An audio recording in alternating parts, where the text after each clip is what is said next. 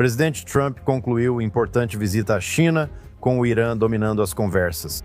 Como a China é a maior compradora de petróleo do Irã, Trump sugeriu que afastar Pequim de Teherã pode ajudar a encerrar a guerra e alertou que planos militares estão prontos se a diplomacia falhar. Israel move um grande processo contra o New York Times devido a um artigo de opinião que acusa soldados das FDI de violência sexual. Fique ligado, Jerusalém Minute vem a seguir. Bem-vindo ao Jerusalém Minute na JNS TV. Sou Josh Hasten, junto com Alex Traiman. Alex, bom tê-lo de volta ao estúdio. Depois falaremos sobre sua viagem. Mas primeiro vamos focar na viagem do presidente Trump à China na última sexta-feira, insistindo que as relações com Pequim estão melhorando, apesar das grandes diferenças sobre o Irã, Taiwan, comércio e outras questões. Autoridades dos Estados Unidos pedem à China que pressione o Irã para encerrar a guerra e restaurar a liberdade de navegação na região. O que sabemos até agora sobre a viagem do presidente, especificamente em relação ao Irã, isso impacta bastante Israel. Bem, acho muito importante entender que no tabuleiro de xadrez global de Trump, a China está do outro lado desse tabuleiro. Muitos dos movimentos que estão sendo feitos no Oriente Médio, na Venezuela e em outros lugares, de alguma forma, estão relacionados à China. Há muito para Trump discutir. Não é coincidência que Trump tenha ido à China enquanto estava tudo calmo no Irã. Que não haverá uma nova operação militar até que Trump esteja de volta aos Estados Unidos e essa visita já ficou para trás. Certamente, Taiwan, tarifas, esses são assuntos de extrema importância. De certa forma, a questão do Irã não era necessariamente aquela com a qual Trump queria ter que lidar. Mas, obviamente, o Estreito de Hormuz fechado afeta muito mais a China do que afeta os Estados Unidos. A China, tenho certeza, está muito insatisfeita com o fato de que seu fornecedor de petróleo com desconto, o Irã, não consegue mais fornecer esse suprimento. Agora, ao mesmo tempo, para Xi Jinping, o presidente Trump quer muito dele. Então, quando ele olha para o seu tabuleiro de xadrez global e todas as questões nas quais Trump pode estar buscando concessões, a questão do Irã provavelmente é a mais fácil em que fazer uma concessão, porque o Irã está destruído, certo? Trump tirou essa peça do tabuleiro. E neste momento, a China não vai se esforçar para tentar salvar uma peça do tabuleiro aqui. Quero dizer, é como custos irrecuperáveis aqui. É investir em um ativo que perde valor, algo que não acredito que a China faria. Então isso dá a Xi Jinping uma oportunidade de ceder nessa questão. E talvez isso prejudique Trump em algumas das outras questões, porque Xi Jinping está cedendo nessa questão. Então, certamente, isso está relacionado ao que acontece com o Estreito de Hormuz. Queremos ver o que vai acontecer lá.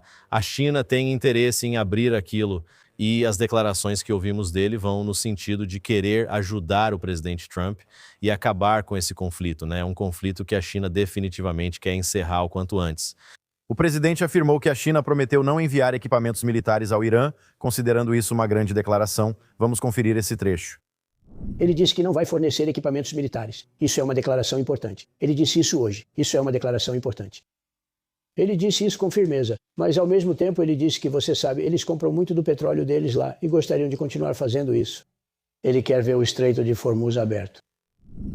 Então, novamente, nós confiamos que a China vai se afastar da órbita iraniana neste momento?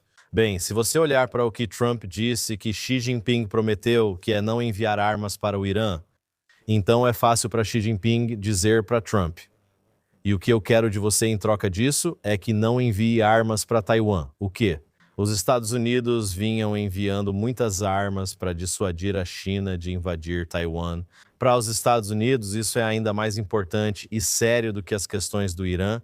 Então, se a China tem como objetivo ver menos armas americanas sendo enviadas para Taiwan, é bem fácil para eles chegarem e dizerem, olha, é isso que queremos, e não vamos enviar armas para o Irã. Ao mesmo tempo, Alex, o presidente na Truth Social na última sexta-feira, sugeriu que a aniquilação militar do Irã deve continuar, talvez aludindo ao fato de que podemos ver os Estados Unidos, possivelmente junto com Israel, atacando o Irã ao mesmo tempo.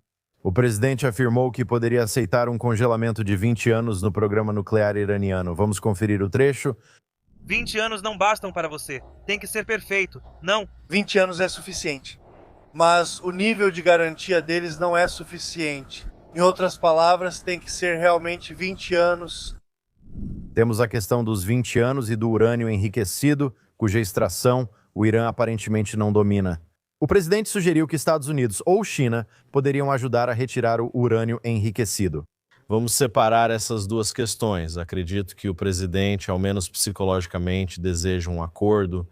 No final das contas, sabe, seja esse um acordo que os iranianos alcancem antes, há uma ação militar renovada, ou mais provável, como falaremos em breve, uma ação militar renovada. Mas no fim haverá algum tipo de acordo. Então, para Trump, se ele conseguir 20 anos de promessa iraniana de não ter uma arma nuclear, bem, isso é uma eternidade na visão americana. Certamente, na forma iraniana de ver as coisas, eles estão pensando no longo prazo. 20 anos pode não ser tanto tempo assim. O que Trump disse é muito importante. É que você precisa ter garantias de que por 20 anos não haverá nenhum movimento em direção ao enriquecimento adicional de urânio. E isso é um pouco diferente do JCPOA, porque o que o primeiro-ministro Netanyahu e o ex-embaixador dos Estados Unidos, Ron Dermer, estavam dizendo é que no JCPOA original havia cláusulas de expiração que basicamente abriram caminho para uma arma nuclear iraniana. Mas a diferença é que, naquela época, o Irã já tinha toda a infraestrutura nuclear instalada. Era sabido que eles já tinham urânio enriquecido até 60%, o que poderia ser rapidamente avançado para grau militar, com enriquecimento de 90%. Então, para Trump, o que ele está dizendo é: ok, vamos aceitar 20 anos, mas o motivo de aceitarmos 20 anos é porque o Irã não tem nenhum programa nuclear. Todas as instalações nucleares foram destruídas e os principais cientistas nucleares assassinados. Então, em 20 anos, eles teriam que começar do zero. Agora, ao mesmo tempo, o Irã pode prometer que não fará nada por 20 anos. Israel pode aceitar um acordo de 20 anos, mas avisa: se após esse período vocês retomarem o programa nuclear, atacaremos novamente. Então, se você conseguir um cessar-fogo de 20 anos e uma garantia de 20 anos, onde os Estados Unidos, a AIEA e Israel podem ter certeza de que o Irã não está desenvolvendo um programa nuclear, então você aceita esse acordo agora mesmo, porque é isso que está sendo oferecido. E você espera que, ao final de 20 anos, sem eles terem nenhum programa nuclear, você possa voltar e ameaçar novamente, impor sanções muito severas se eles estiverem caminhando para armas nucleares. Você espera que, após 20 anos, haja influência e incentivos para que eles não retomem o programa nuclear. Então, Alex, com tudo isso nos bastidores, fomos informados no fim de semana por relatos de que Israel e os Estados Unidos fazem seus preparativos mais intensos até agora para retomar ataques ao Irã, possivelmente nesta semana. O que sabemos? O que podemos verificar sobre o que ocorre aqui? Bem, há muita conversa, sabe? Estamos vendo artigos em vários veículos de notícias, alguns dos quais não são confiáveis, outros que você pode juntar as informações. Mas você ouve declarações de autoridades israelenses dizendo que acreditam que a guerra é iminente. E para Trump, obviamente, o primeiro e mais importante objetivo é renovar o fluxo de navios pelo Estreito de Hormuz e renová-lo de forma permanente. Sem qualquer pedágio iraniano nesses estreitos, sem qualquer ameaça iraniana de prejudicar navios com lanchas rápidas ou outros métodos. Então, a primeira operação vai ser definitivamente eliminar todas essas lanchas rápidas para garantir que os navios possam entrar e sair do Estreito de Hormuz, porque Trump não pode deixar a situação desse jeito. Ele poderia decidir desistir da questão nuclear. Ele poderia decidir desistir da mudança de regime. Ele não pode desistir do Estreito de Hormuz porque seus aliados, como nos Emirados Árabes Unidos, os sauditas e o Catar, também dependem do fluxo de petróleo. Os europeus dependem do fluxo de petróleo pelo Estreito de Hormuz. Essa é uma situação que Trump causou com a ação militar chamada Fúria Épica. Então, ele precisa resolver isso. Esse é o objetivo número 1. O objetivo número 2 é o urânio enriquecido. Eu acredito que, para Israel, ouvimos o primeiro-ministro dizer isso há algumas semanas, o primeiro-ministro Netanyahu. Neste momento, o objetivo número 1 para Israel é retirar esse urânio enriquecido, porque acredita-se que, mesmo com urânio enriquecido, a 60%, isso deixa o Irã perto de desenvolver material para armas nucleares. mas também o potencial até mesmo de criar algum tipo de bomba suja que talvez não seja nuclear, mas pode causar uma quantidade enorme de danos. Então é preciso tirar isso de lá. Obviamente, né, o presidente preferia que houvesse algum tipo de acordo com o Irã, que o Irã basicamente recuasse, enquanto os Estados Unidos e seus parceiros entraram para pegar o que o presidente Trump está chamando de poeira nuclear, o urânio enriquecido a 60% que acredita-se estar enterrado no subsolo. Mas se o Irã não vai assinar na linha pontilhada para permitir que os Estados Unidos entrem, então acredito que Israel e os Estados Unidos estão se preparando, já prepararam uma operação especial para entrar e tirar isso à força. Então, o que realmente vai ser necessário fazer é colocar tropas em terra. Você vai ter que colocar tropas em terra para proteger aqueles que vão entrar lá e trabalhar para retirar o urânio enriquecido. É uma operação muito sensível e você tem que garantir que nenhum atirador iraniano chegue perto disso. Então, parece que provavelmente haverá tropas em terra.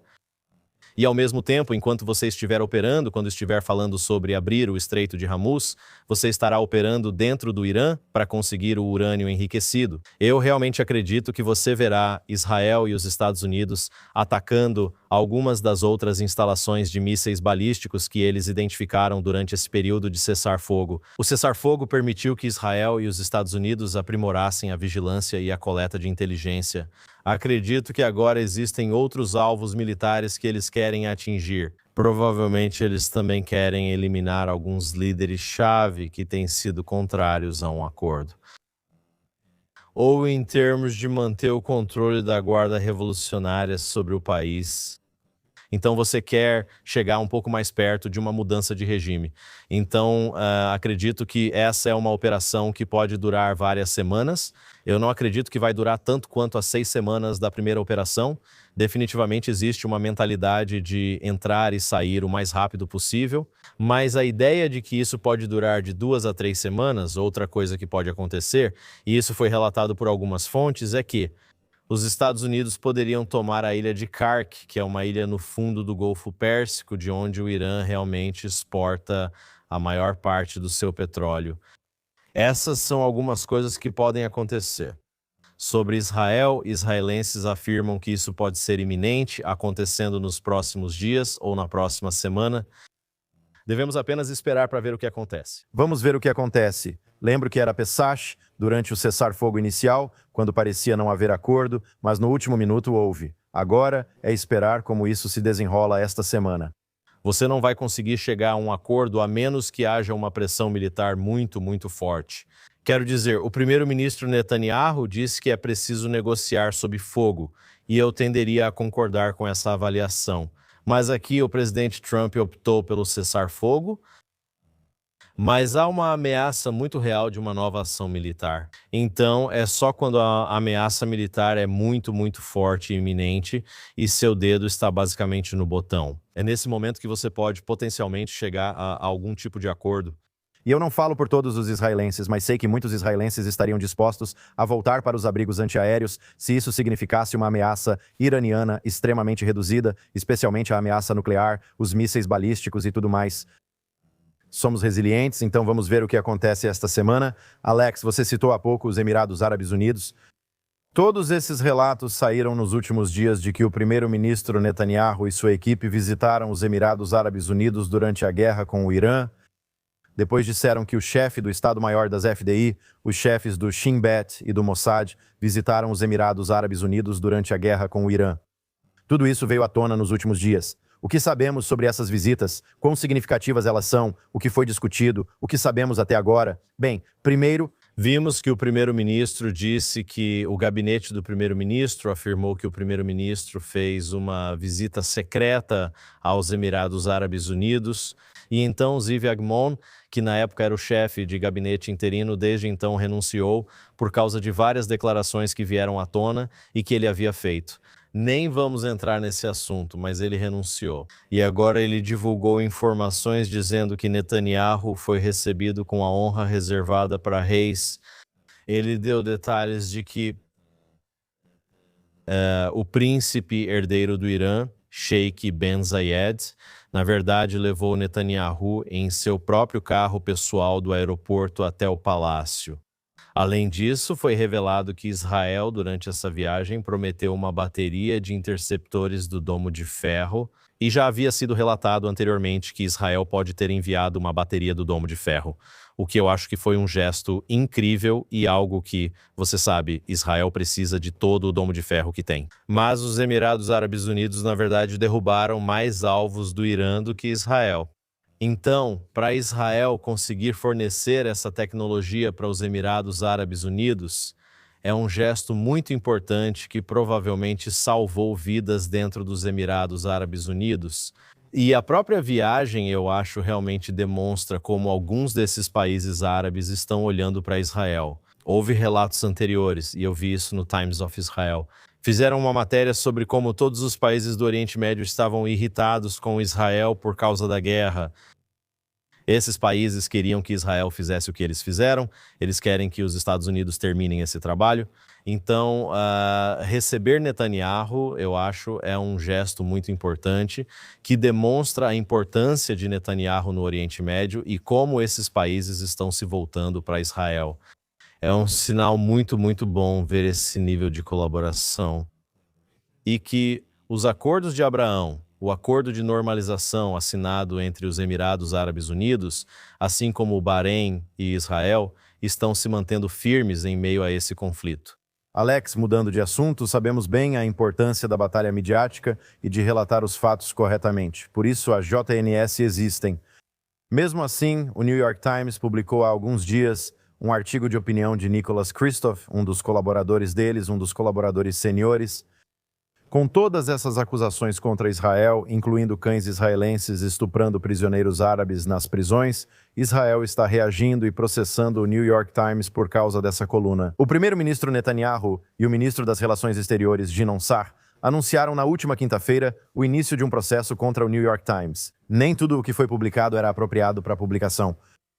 O que eles chamaram de uma das mentiras mais horrendas e distorcidas já publicadas contra o Estado de Israel. E é aqui que estamos agora. Então, há muito para desvendar aqui, principalmente em relação ao timing dessa história.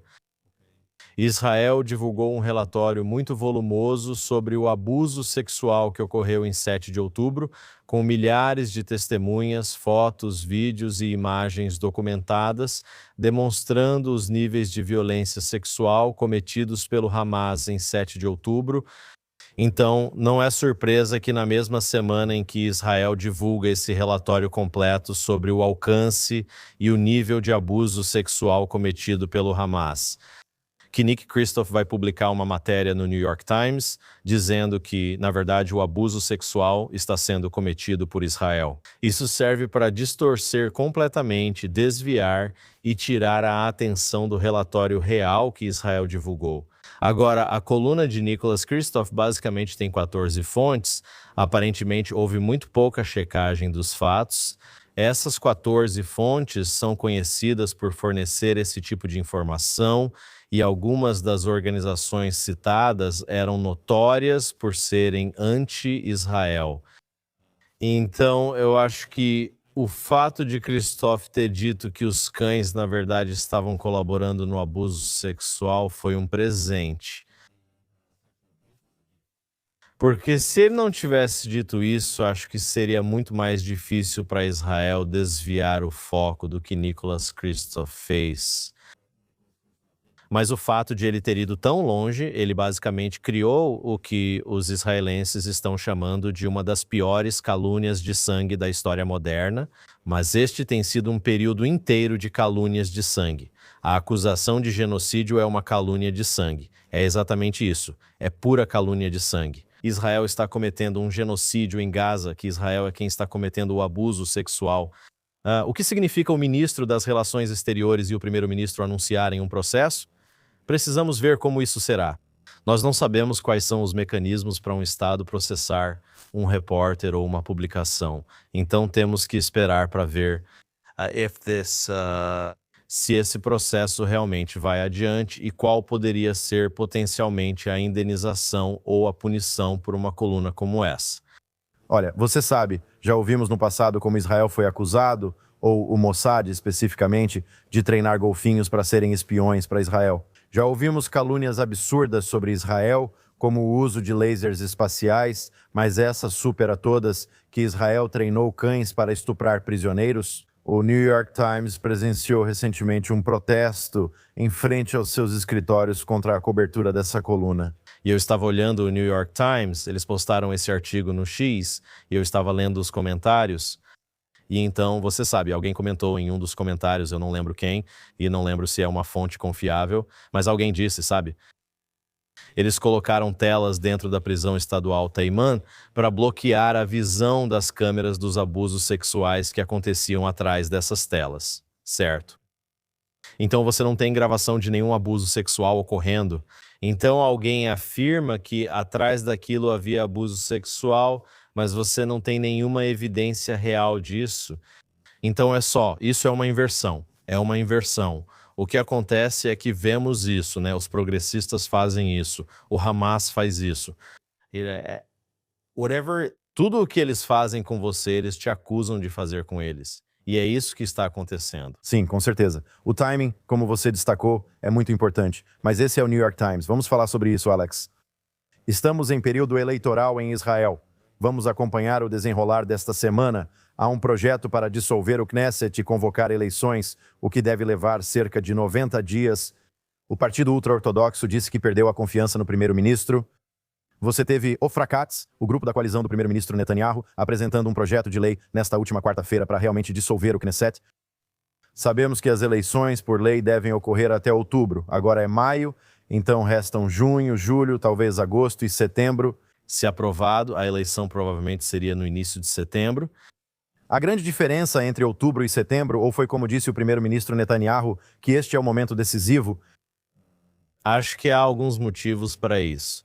O primeiro-ministro Netanyahu pode querer, neste momento, antecipar as eleições em quase 2 meses, certo? A eleição está marcada para 27 de outubro. Se essa eleição acontecer, provavelmente será no início de setembro, bem perto do feriado de Rosh Hashanah, provavelmente logo antes de Rosh Hashanah. Há razões pelas quais essa situação pode ser melhor para o primeiro-ministro.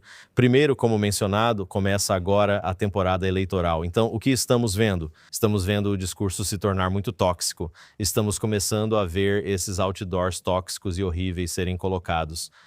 E, sabe, por quanto tempo o país terá que lidar com isso é algo a se pensar. Pode haver grandes vantagens em dizer, vamos arrancar o band-aid de uma vez e terminar logo com a eleição, certo? Assim, só precisaríamos lidar com essa situação por mais 90 dias em vez de mais 150 dias. Então, tudo o que pudermos fazer para acabar com isso mais rápido pode dar ao primeiro-ministro um pouco mais de vantagem quanto à reorganização dos seus opositores. Pode ser que vejamos alguns novos partidos tentando ganhar força. Esses 50, 60 dias extras podem dar a um novo partido mais tempo para conseguir mais votos. O primeiro-ministro deve estar analisando o cenário político e pensando, vamos resolver isso. Agora, para os Haredim, certo, esses partidos ultra-ortodoxos, eles estão sendo muito criticados pelo público por toda essa questão da lei do alistamento. E eles estão procurando maneiras de fazer com que seus jovens evitem servir no exército. Agora, o país inteiro, eu acho, exceto os Haredim, concorda da direita à esquerda que todo homem elegível deve ser obrigado a servir no exército. Como pode ser que alguns soldados, especialmente outros soldados religiosos da comunidade religiosa nacional, da comunidade Dat Leumi, estejam servindo 300, 400 dias em operações de combate na linha de frente? E esses outros religiosos estão sentados em casa. Na verdade, acabamos de ler na porção da Torá desta semana, a porção de Bamidbar, a contagem, e todo o propósito da contagem é esse. Todo homem de 20 a 60 anos precisa ir para o exército, certo? E isso é uma obrigação da Torá.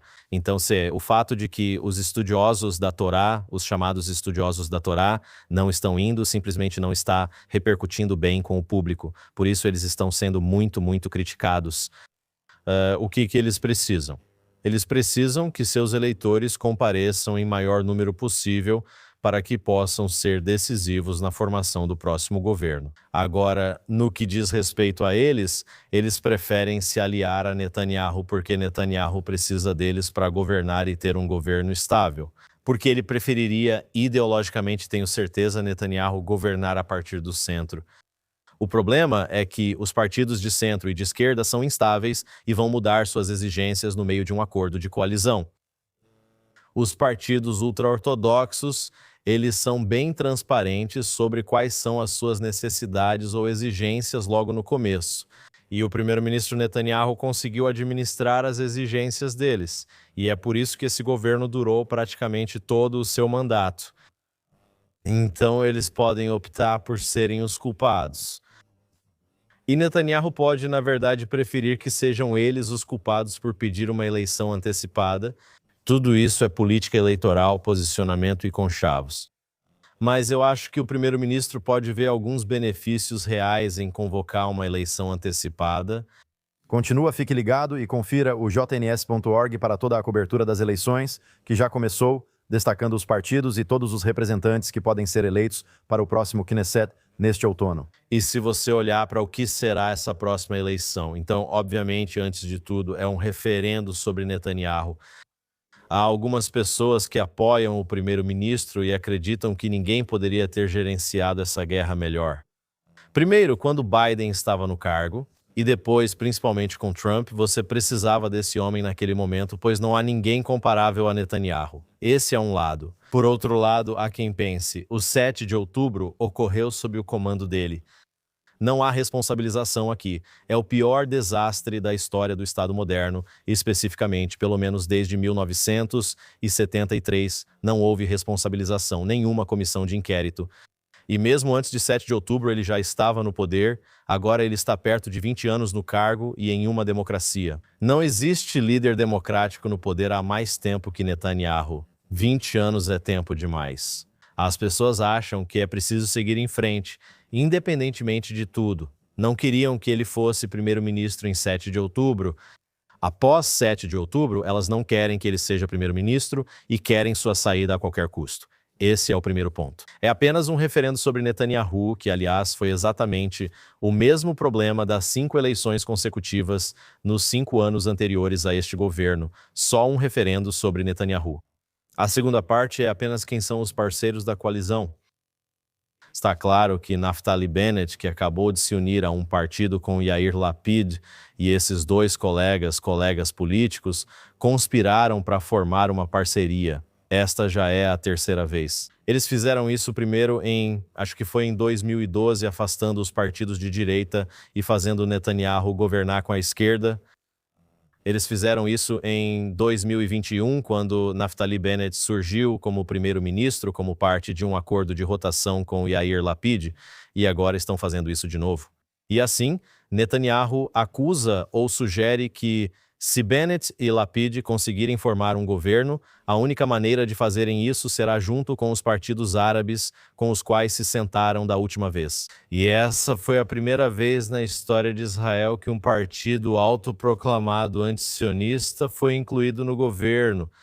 Esse partido árabe só entrou no governo para tirar Netanyahu do poder. Então, basicamente, eles cruzaram uma linha vermelha política, indo contra qualquer outro valor que os israelenses tinham. Eles consideraram Netanyahu como primeiro-ministro um risco maior para o Estado ou para seus egos do que ter um partido árabe no governo, por isso se aliaram ao partido árabe. Então, basicamente, de um lado, Netanyahu diz, bem, se você está votando em Bennett, você está votando para ter um partido árabe no governo. E do outro lado, que Netanyahu governa com os Haredim. E se Netanyahu, os partidos Haredi e os religiosos nacionais conseguirem 61 cadeiras ou mais, então Netanyahu vai formar esse governo de direita novamente e vai governar com os Haredim. Então, basicamente, ela está sendo reduzido a uma eleição entre árabes no governo e Haredim no governo. Então, essas são as duas questões. Praticamente não há propostas aqui. Nenhum partido diz, estas são as ações para os próximos 5 anos. Não há realmente nenhuma diferença de opinião sobre como a guerra deve ser conduzida daqui até o fim dessa guerra, seja lá como isso for. Não há realmente nenhuma discussão sobre um Estado palestino versus não ter um Estado palestino, porque neste momento, até mesmo os esquerdistas que no passado apoiavam um Estado palestino reconhecem que não há como formar um Estado palestino agora. Então, não existem questões reais. O que está em jogo no voto é Netanyahu ou não Netanyahu, e árabes no seu governo ou Haredim no seu governo. Muito interessante, vamos ver como tudo se desenrola. Estamos só começando, vamos acompanhar a votação desta semana e se estamos indo para eleições antecipadas. Ao mesmo tempo, ainda temos um cessar-fogo em Gaza, mais ou menos. O embaixador dos Estados Unidos em Israel, Mike Huckabee, disse esta semana que Israel pode ter que desarmar o Hamas por conta própria em meio a indícios crescentes. O grupo terrorista islâmico reafirma seu controle sobre Gaza.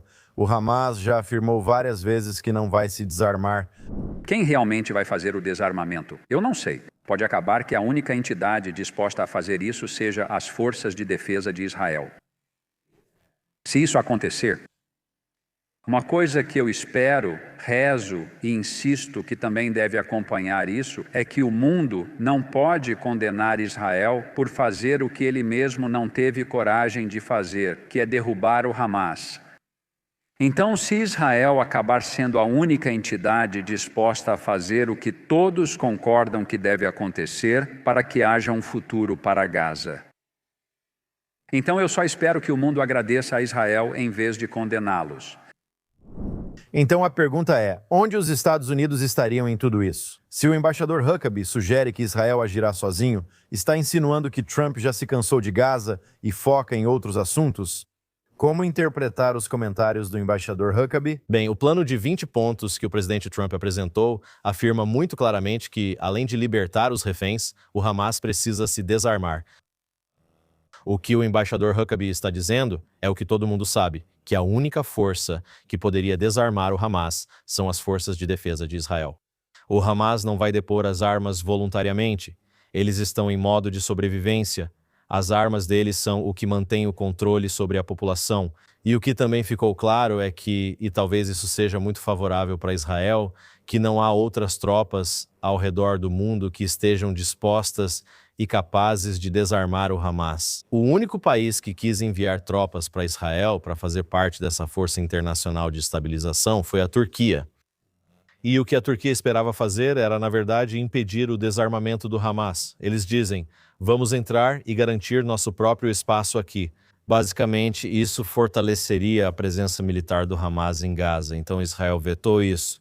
Israel diz, bem, não haverá tropas turcas em solo dentro da faixa de Gaza. Então, não há outros países que estejam dispostos e capazes. A Indonésia chegou a sugerir que poderia enviar tropas, mas certamente não haveria uma missão para desarmar o Hamas. Eles não querem se envolver em tiroteios com o Hamas. Eles podem dizer, ok, vamos estar lá para supervisionar a entrega da ajuda humanitária. Então, as forças de defesa de Israel são o único agente, a única entidade. Ele disse, e Huckabee disse isso, a única entidade disposta a fazer isso serão as forças de defesa de Israel. Acho que já discutimos isso na semana passada. A questão é, qual o ganho se as forças de defesa de Israel entrarem em Gaza novamente? Atualmente, o plano de 20 pontos isenta o Estado de Israel da responsabilidade pelo que ocorre em Gaza. Não há muita pressão diplomática ou internacional sobre Israel neste momento. Não há manchetes todos os dias sobre a situação em Gaza. E isso é bom para Israel, porque se essas manchetes começarem a aparecer novamente, o que vai acontecer? As forças de defesa de Israel entram enquanto o Hamas se esconde entre civis.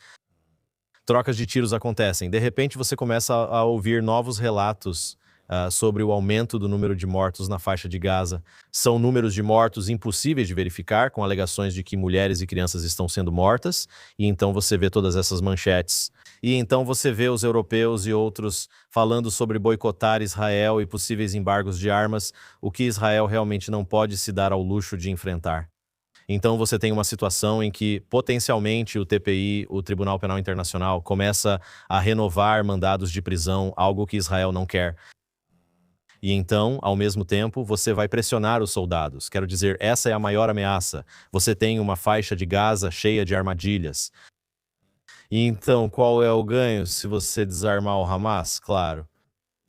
Isso elimina uma ameaça? Sim. Mas vai tirar todas as armas de Gaza? Não, nunca encontrará todas. Então, e você pode erradicar a ideologia? Não, você não vai erradicar a ideologia. Essas pessoas foram totalmente doutrinadas. Então a questão é, se você entrar e degradá-los ainda mais, quero dizer, Eles já não têm foguetes que possam penalizar, que possam atacar a sociedade israelense como tinham antes. E a postura das tropas israelenses é diferente. Israel controla 53% da faixa de Gaza. Então, digamos que as FDI entrem e desarmem o Hamas. O que vai acontecer no dia seguinte? No dia seguinte, Israel será pressionado a sair dos 50% restantes da faixa de Gaza que controla, algo que provavelmente não deseja. E então a comunidade internacional vai investir bilhões de dólares em Gaza para a reconstrução da faixa de Gaza. E isso vai ser uma recompensa para eles. Eles terão uma Gaza melhor do que antes de 7 de outubro, porque merecem isso? Agora eles já perderam metade do território, e perder território é a única linguagem que compreendem. Tipo, se você mata terroristas do Hamas, você os transforma em mártires. Isso é uma grande honra na sociedade e pela forma como a sociedade é doutrinada e ensinada. Eles só veem como humilhação perder território. Agora, Israel controla metade do território deles. Então Israel deveria entrar, transformar muitos em mártires e depois devolver a terra para receber bilhões em investimentos.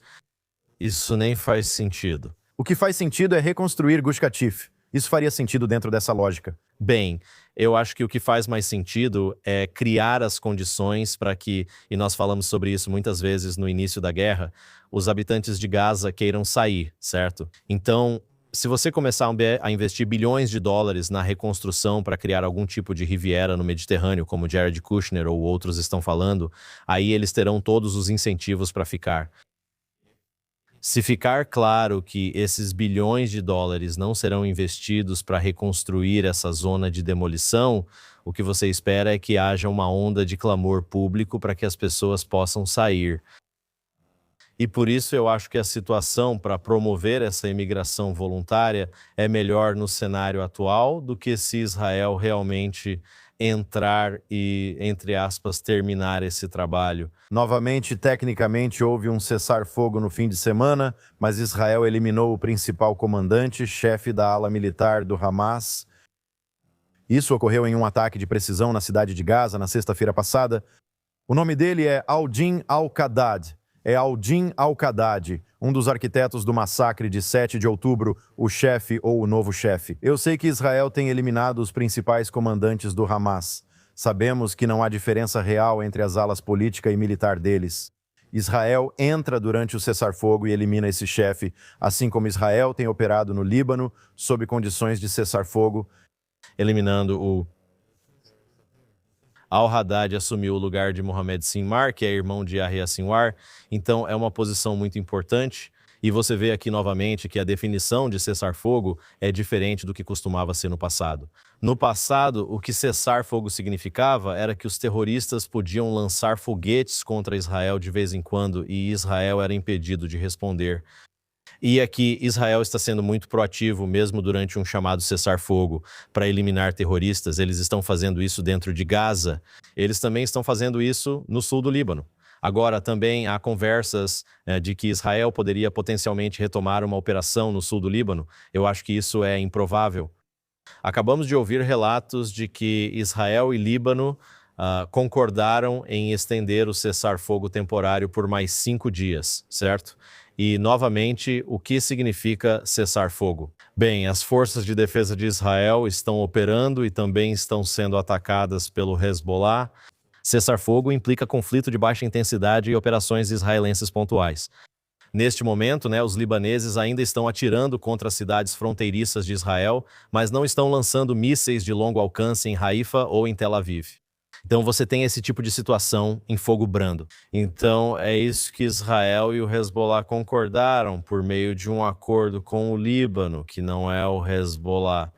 O Hezbollah, na verdade, não faz parte do acordo, mas basicamente existe um entendimento de que esse nível baixo de ataques direcionados de Israel e a absorção de alguns mísseis de curto alcance vão continuar no curto prazo. Mas você não vai ver um retorno a esses combates muito ativos. E o entendimento aqui é que o Hezbollah recuou não só para redutos em Beirute, como eles estavam nesse subúrbio chamado Dawiya, e Israel atacou muito fortemente dentro de Dawiya, Mas agora há a crença de que o Hezbollah está movendo sua sede para os bairros sunitas em Beirute. Então, será que Israel agora quer começar a atacar dentro das áreas sunitas em Beirute e causar mais destruição à capital do Líbano? Essa é uma grande incógnita. Então, sabe, eu acho que dá para sustentar bem a ideia de que Israel não vai retomar grandes operações militares nem em Gaza nem no Líbano, mas sim manter esse novo status quo, onde eles atacam apenas quando acham necessário. Você está gerenciando a situação de uma forma totalmente diferente de antes. E essa é realmente uma estratégia de cortar a grama, certo? Diziam que a estratégia de Israel de cortar a grama não funcionava. Cortar a grama não é apenas limpar um pouco do mato a cada 3 anos. Isso não é cortar a grama. Quem tem quintal precisa cortar a grama toda semana. Então, toda vez que Israel vê algum movimento, seja em Gaza, seja no sul do Líbano, eles atacam regularmente. E você não pode, no fim das contas, eliminar as ideologias e realmente não pode eliminar o controle ou a influência deles sobre a população usando armas, a menos que esteja disposto a entrar com tropas terrestres. E isso traz o risco de que os israelenses sofram baixas nesses confrontos armados. Alex, estamos sem tempo, mas conversamos antes do programa. Você passou 2 semanas nos Estados Unidos. Você me falou que estava andando pelas ruas de Nova York, de onde você é, acho que Nova Jersey. Você mencionou que as pessoas estavam muito preocupadas e usou a palavra assustadas sobre o rumo das coisas nos Estados Unidos, especialmente em Nova York. Fale sobre isso, se puder. Estamos falando sobre o antissemitismo, estamos falando sobre pessoas como Mamdani nos Estados Unidos. Como foi sua experiência nessa viagem? Bem, sabe, por um lado é a sensação física imediata na rua. E eu vi muitos judeus, sabe, usando quipás, andando muito livremente pelas ruas de Nova York. Eu já vi a cidade em condições piores do que estava nessa viagem. Durante a Covid, por exemplo, as coisas pareciam bem piores. Talvez há 1 ano e meio eu estava na cidade de Nova York e você via muito mais imigrantes andando pelas ruas. E por algum motivo, há menos imigrantes nas ruas agora. Então a situação parece um pouco mais calma. Mas conversando com as pessoas, e eu falei em vários eventos diferentes no Upper East Side e em Scarsdale, e tive muitas reuniões, dezenas de reuniões com, eu diria, judeus proeminentes em Nova York. E eles me dizem que o clima é de muito medo. E eles estão preocupados com Mamdani e suas políticas. Em particular, foi aprovada uma regulamentação agora na cidade de Nova York, que diz que os manifestantes não podem ficar a menos de 25 pés de uma sinagoga, um local de culto, uma casa de culto judaica. 25 pés. Isso é muito perto. Quero dizer, é como daqui até o final da sala de controle. Isso não é nada longe. Quero dizer, isso não é nada longe mesmo.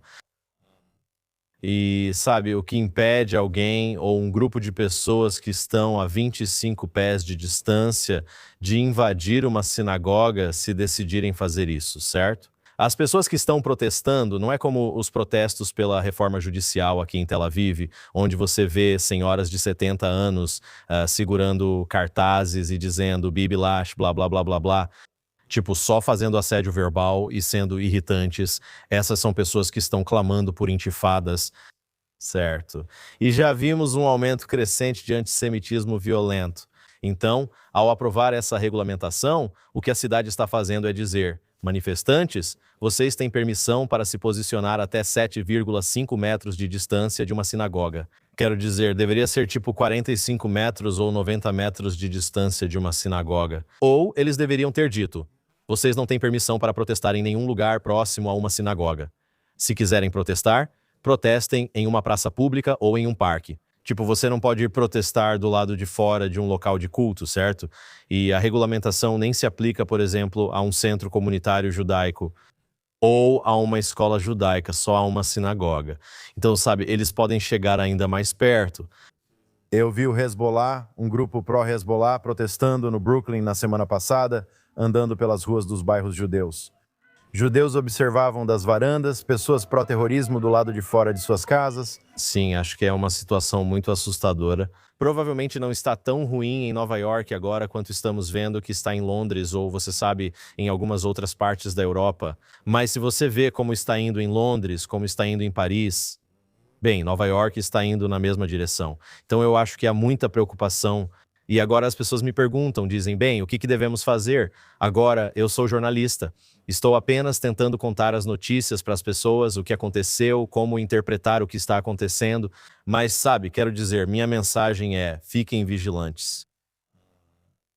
Tenham muito cuidado com a segurança agora. Sejam firmes e não permitam que manifestantes acreditem que podem atacar uma sinagoga com sucesso. Sejam inteligentes, sejam organizados. Estejam armados como puderem. Em alguns lugares podemos portar armas. Eu disse, levem spray de pimenta. Treinem autodefesa.